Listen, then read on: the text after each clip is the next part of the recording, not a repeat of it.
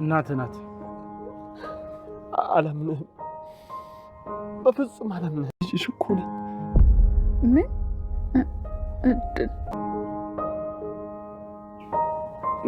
አዎ ብሌን እባክሽ። ከብዙ በአንተ ምክንያት ብዙ ተሰቃይታለች። ስለዚህ አንቺ ልጇ እንዳልሆንሽና ልትገያት እንደምትፈልጊ ብነግራት አታምነኝም ማለት ነው አይደል? አዎ አታምንሽም። ቃል እኮ ነኝ። ደግሞ ማንም ሰው አስፈራርቶኝ የማልፈልገውን ነገር እንዳደርግ ያስገድደኝ። እጅግ አጓጊ፣ እጅግ ልብ አንጠልጣይ፣ ብዙዎቻችን ቅስም የሰበረው የሰላምና የብሌን ሁኔታ፣ የዳግምና የገነት ሁኔታ፣ መቼ ነው እውነታው የሚወጣው፣ መቼ ነው ሀቁ የሚገለጠው እያልን ብዙዎቻችን የግል አስተያየታችን ስሰጥ ቆይተናል። በስተመጨረሻም ሳሚ ምን አስቦ ነው፣ ምን አይነት ወጥመድ ውስጥ አዘጋጅቶልን ነው ለዳግም ገነት እናቱ እንደሆነች የነገረው? ብሌን አሁን ወንድም ማገኘው እናቴ ለዘመናት ራሷን ስትወቅስ ራሷን በጸጸት ስትገፍ ልጅን መጠበቅ ያካተኝ ደካማ እናት ነኝ እያለች ለዘመናት ስትጠብቅ የነበረችው የእውነት አንተን ነው ዳግም? እውነትን ነው? ያልተመለሰ ጥያቄ፣ ያልተኖረ ልጅነት፣ እጅግ እጅግ አሳዛኝ፣ እጅግ ልብ አንጠልጣይ። ዛሬ ግን እውነታው ፈነዳ። የደፈረሰው ጠራ፣ የተደበቀው ወጣ፣ የተቀበረው ተገለጸ። ሳሚ ምን አስቦ ነው? በኃይሉ ሳይወጣ በኃይሉ ለመበቀል ያደረገው ሴራ ነው። ምንም ቢሆን ግን እናትና ልጅ ካገናኘ በኋላ ምን አይነት እርምጃ ሊወስድባቸው አስቦ ይሆን? እጅግ የሚገርም እጅግ የሚደንቅ። ሰላም የተከበራችሁና የተወደዳችሁ ውድ ቤተሰቦች በያላችሁበት የዓለም ዳርቻ ሰላማችሁ ይብዛል። የተወዳጁ አደራ ራሳችን ቆም ብለን የምንፈትሽበት እኔ ሴቱ ጋር ነው ያለሁት ብለን እያንዳንዳችን አደራ ምን ያህል እንወጣለን ብለን ራሳችን የምናይበት ተወዳጅ ድራማ ነው።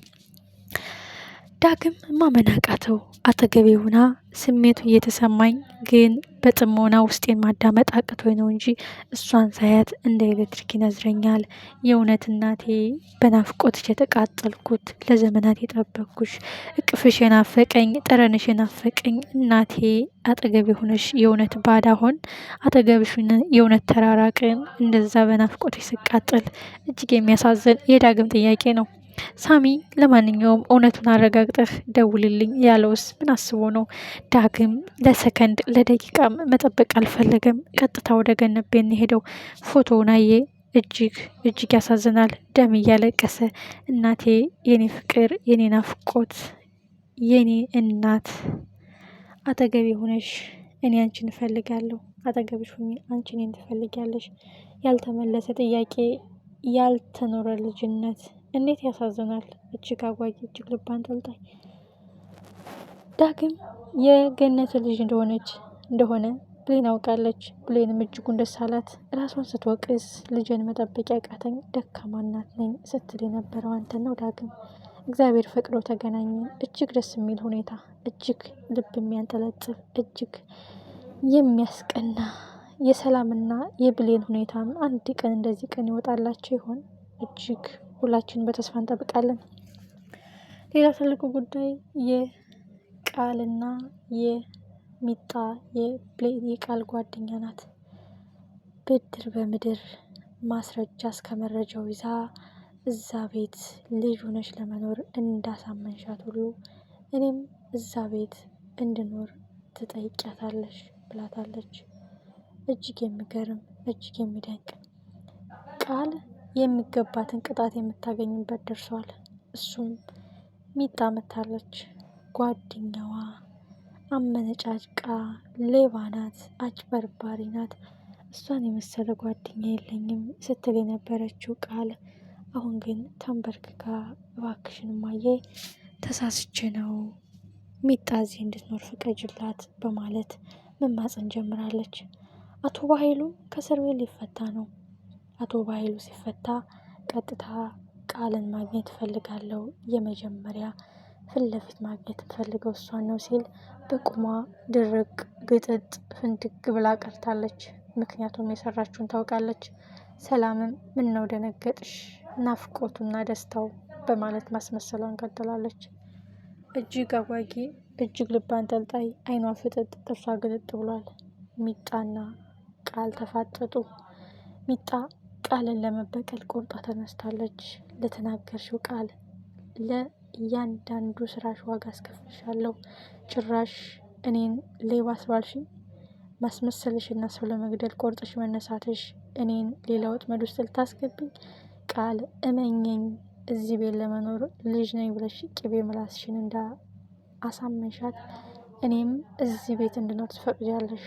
ወይ አንቺ ትወጫለሽ ወይ እኔ እገባለሁ። የማይወላወል የማይቀየር ሀሳብ ተሰጥቷታል። ቃል ለዚህ ስራዋ የእውነት ተመጣጣኝ ቅጣት እየተቀበለች ነው። በጣም ደስ የሚለው ነገር ቃልና ሳሚ አሁን የሚጣሉበት ሰዓት ደርሷል።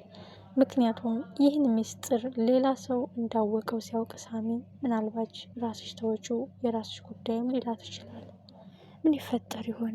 በጣም አጓጊ፣ በጣም ልብ አንጠልጣይ፣ ከመረጃው እስከ ማስረጃው እስከ ስልክ ሪከርድ ድረስ አስቀምጣለች ሚጣ የቃል ጓደኛ።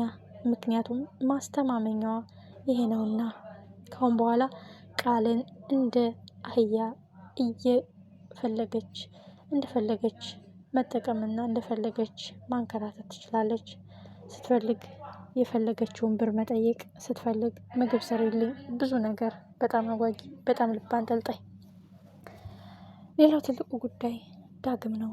ዳግም እናቴ፣ የኔ ስስት፣ መተኪያ የሌለሽ፣ ቃላት የጣውልሽ እናቴ፣ ውለታሽ ብዙ ለመሆኑ አጠገብሽ ሁኜ እንደዛ ይናፈኩሽ፣ አጠገብሽ ሁኜ እንደዛ የተንከራተትሽው፣ አጠገብሽ ሁኜ እንደዛ የተንከራተትኩት የእውነት ለኬም አይኔ ባይ ልብ አያይም፣ ልብ ካላየ አይኔ ባይ ትርጉም የለውም። የሆነ ስሜት እየተሰማኝ ውስጤን ማዳመጥ ተስኖኝ እኮ ነው እያለ ደም እንባ እያለቀሰ ቃል ብሌንና ዳግም ደስ የሚለውን ጊዜ ያሳለፉ። በመጨረሻም እናቴን ሳላያት አላድርም፣ የኔ ስስት እናት፣ የኔ ውድ እናት በማለት ወደ እስር ቤት ሲከንፉ ሂደዋል። ያልተነገራት ሚስጥሩ ያልተገለጸላት ገነት ልጆች መጣችሁ ስትልም እጅጉን ደስ ባለፊት ተቀብላችኋለች። ዳግም ግን እናቴ ብዬ የምጠራሽ ቀኑ እንደማይረዝም ተስፋ አለኝ፣ እናንተን ለመጠበቅ ምንም ማረጋለው ብሏል። የጉዳይ ወዴት እየሄደ ነው? እጅግ ደስ ይላል። የዛሬው ፓርት የዳግምን ባታበሰ፣ ደስታው ተመለሰ፣ እናቱን አገኘ። ቢያንስ ለብሌን መናገሩ ዳግም እጅግ ደስ ይላል።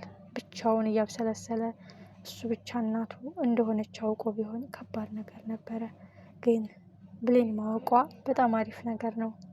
ከአንድ ብርቱ ሁለት መድኃኒቱ ይባላል። ቀጣይ ክፍልስ ምን ይፈጠር ይሆን?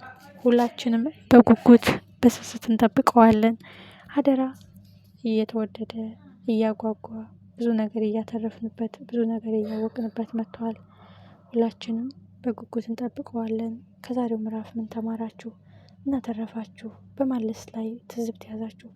ማንስ የተሻለ ሆኖ ተገኘ? ድል ለቃል ሳይሆን ድል ለብሌንና ድል ለዳግም። ሰላምም እንደ ዳግምና እንደ ገነት አንድ ቀን ብሌን ልጇ እንደሆነች ታውቃለች። እጅግ አጓጊ፣ እጅግ ልብ አንጠልጣይ። ከአሁን በኋላም ብሌን ነፃነት ይኖራታል። ዳግም የገነት ልጅ እንደሆነች ስላወቀ